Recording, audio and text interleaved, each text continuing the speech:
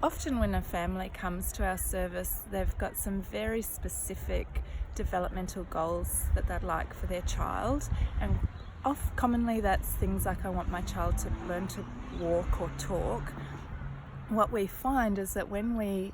start as a first step with focusing on parent-child interactions and waiting for the child to show us signals, that builds a really good foundation for all of those other skills to be built upon.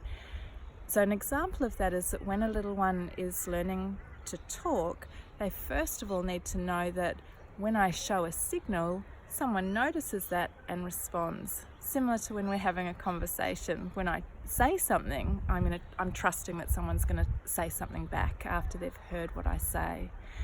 And often parents tell us that by focusing on the parent-child interactions and these play-based signals as the first step, once that became much more in sync between the parent and the child, other things like skills for walking or skills for talking started to come on board much more naturally anyway. And